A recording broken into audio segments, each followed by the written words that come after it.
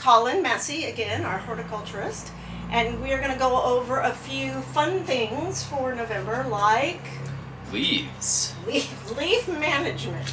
Leaf management. So we're in November. It's getting chillier. We've got some winter weather on the way. But if you drive around right now, you see a lot of people blowing and raking leaves. Right. So it can be a challenge for some people, but I think it can also be a resource. One thing that can be kind of a hard pill to swallow for some homeowners that maybe have a really manicured lawn, they want to make sure that doesn't get smothered, and that can happen. Because that's what I've always heard.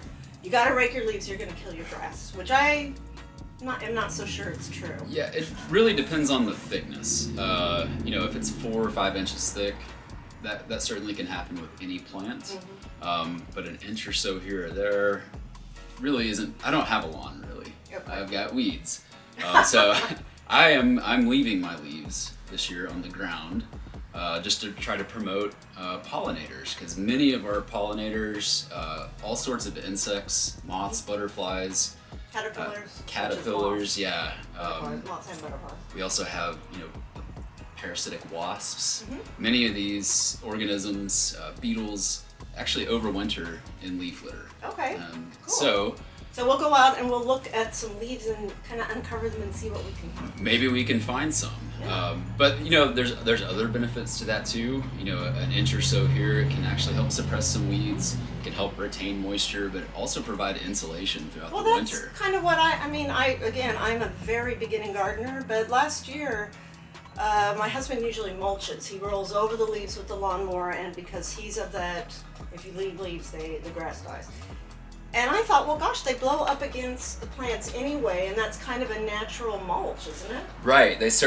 I use them as mulch around trees. Mm-hmm. Sometimes you may, especially if a newly planted tree, there may be a slight depression there. They kind of collect there. Yeah. So I just leave them. Again, you're getting some insulation for your roots. You're getting some moisture retention, just like you would with the wood mulch. Gotcha. And there's also, there's different challenges. People may be in a POA where they're not allowed to leave their leaves. Yep. I'm in a position where I'm not subjected to that. You have weeds. Yeah. There's some places where my kids play that I might want to remove some, but I might just rake them over to a pile. There's certainly some that I'm going to use in my compost as well. Gotcha. Not all of them, but some of them. Understood. Because these are a great thing for a home compost pile. Mm-hmm. So I think we'll talk about that. Quick question though, when you say leaves, black walnuts have juglone, right? Which is a toxin. If I use the leaves from the black walnut tree in the compost, is that going to spread the toxin? It could. When we talk more about that, it really kind of depends on how hot the compost pile gets. I don't think ours is very hot. It's a lot of home compost piles don't get hot enough to really denature or kill weed seeds or pathogens.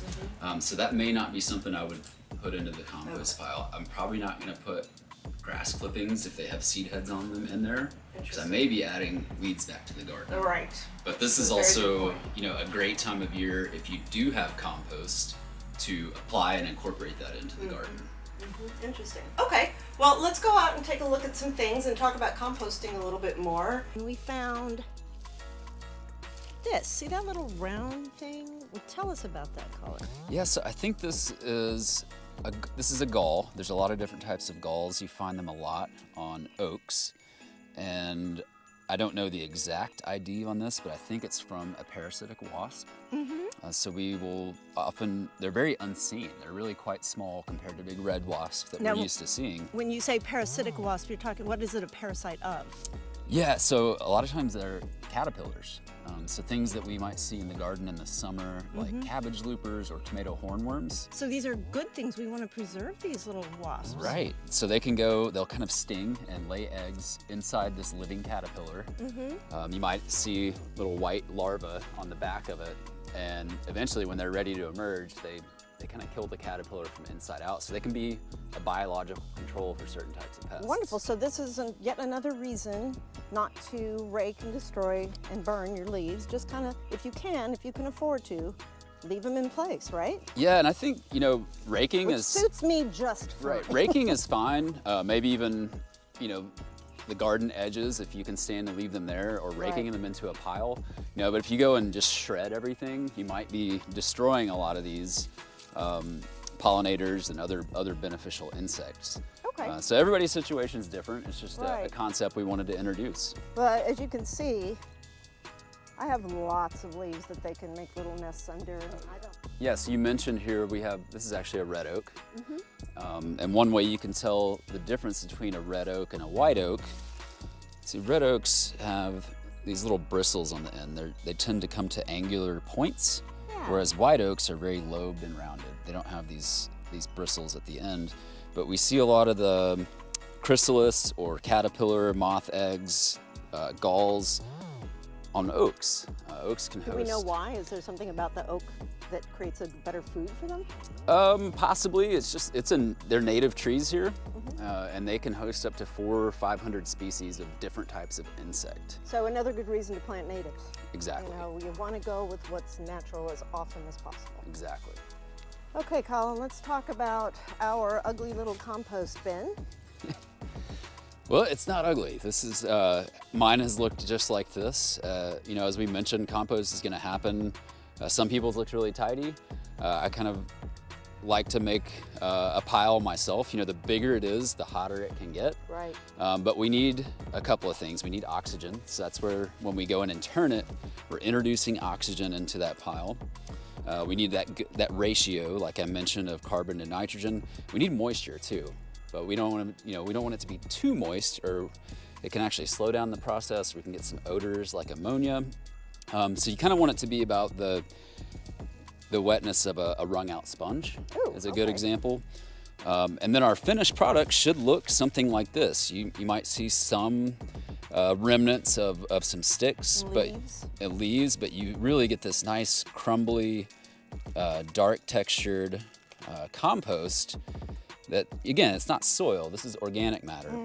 But this looks really good. Well, good. So we did something right. Right, it's gonna happen. I have to say, this is my husband's thing, composting, and for years and years and years we've put vegetables out here and we just throw, we don't turn it, we don't mess with it, and I'm constantly throwing things like this out here, which I probably shouldn't without kind of pulling them apart first, but this is years and years in the making. Sure, and if you dig down below this, you're gonna find a ready compost that could be applied to the garden, but I like this, it's got a cover.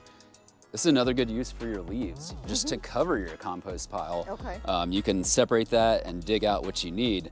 Now, one thing I do see here that I'm really proud of is you can actually see some native soil has been added to this. This isn't compost, this is soil from the ground that's gotten in. How that happened. It's gotten in here, but anytime I'm starting a new compost pile, one of the most important things that I do is to add about a shovel full of soil into what's going to become my compost.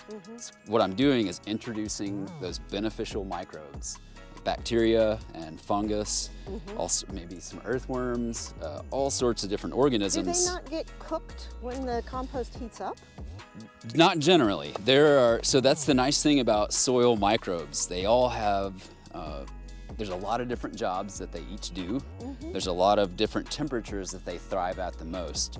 So a pile like, again, a home compost pile is probably not gonna get hot enough Gotcha. that an industrial compost pile would that might be killing weed seeds. And that's worth repeating because you said, because home compost piles, or compost as they call it in England, don't get that hot, it doesn't kill pathogens, and it doesn't kill, what else did you say? Weed seeds? Weed seeds. It that's may right. not. Now, this is a pretty good sized pile. And if you're turning it and if it's got the right moisture, it very well could get up to about 130 degrees internally, Interesting. which is gonna kill a lot of weed seeds.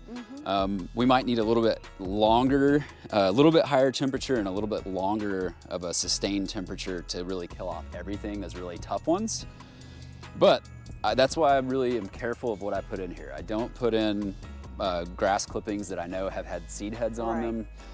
I don't put diseased plants from the garden.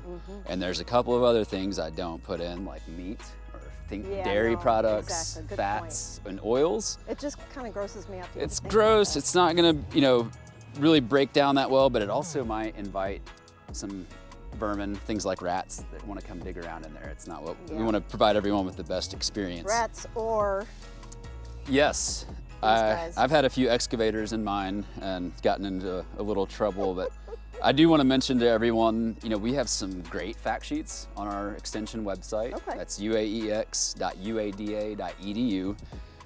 Really good ones on compost, how to understand the process. There's one on really kind of just an easy recipe for home compost. And then we've got 2 different ones that show you how to build a bin using like wood pallets or other material. Or, like this, yeah, just like this. scrap wood. And there's another one that shows, you know, there's containers you can buy or make Yeah, what about that the are turny tumblers. ones? Yeah, I actually that's have a right. tumbler right now that I like. It's really easy for me to mix. It's a little bit harder to get things out of there, but at least it keeps some of the vermin from messing with it, or my dogs. Right.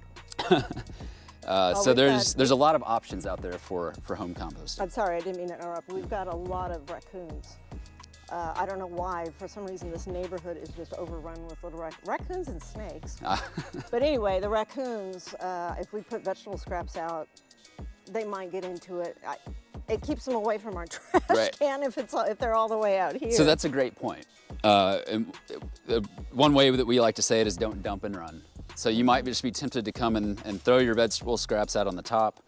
It very well might invite your raccoons. But if you can remove a little bit of that material and kind of bury it, Gotcha. mix it in, it's going to make it a little bit less inviting. We've also had beautiful tomato plants grow up where we thought they were dead, and so we threw them in the compost. I've had avocados, pumpkins grow out of mine. It's always interesting to see.